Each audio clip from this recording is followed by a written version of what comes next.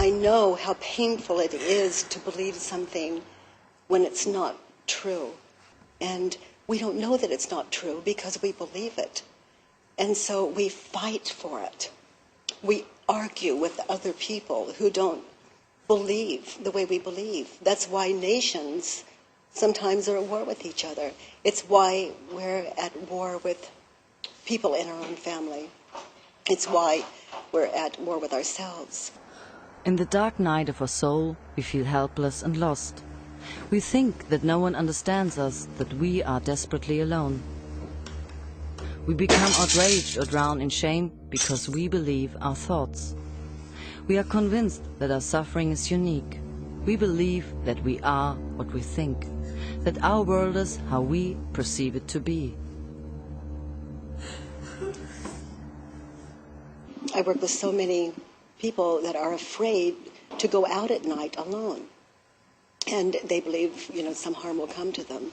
And I'm not saying that harm will not come to them. But when I walk them through these 4 questions and turn around and they answer it, they come to see that everything they're fearing is so often unfounded. And they begin to walk intelligently, taking care of themselves and enjoying life again.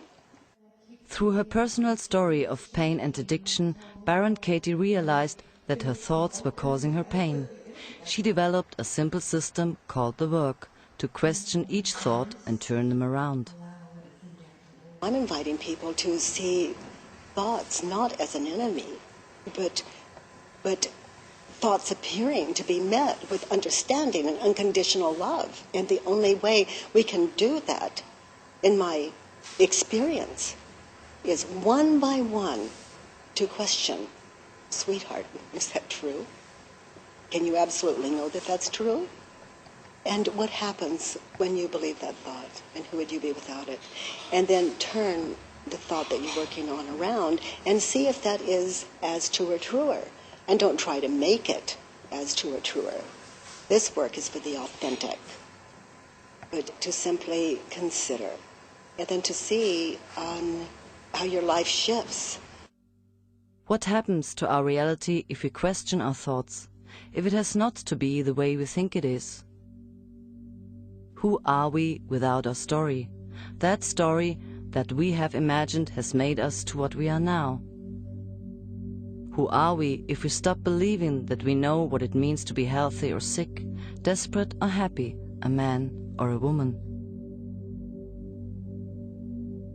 The work is a way to identify thoughts that cause all the suffering and violence in the world.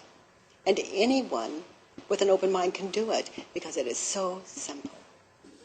Byron Katie sees herself neither as a healer nor a therapist. She only wants to support people helping themselves. Like the ancient Hawaiian shamans would say, let there be peace on earth and let it begin with me.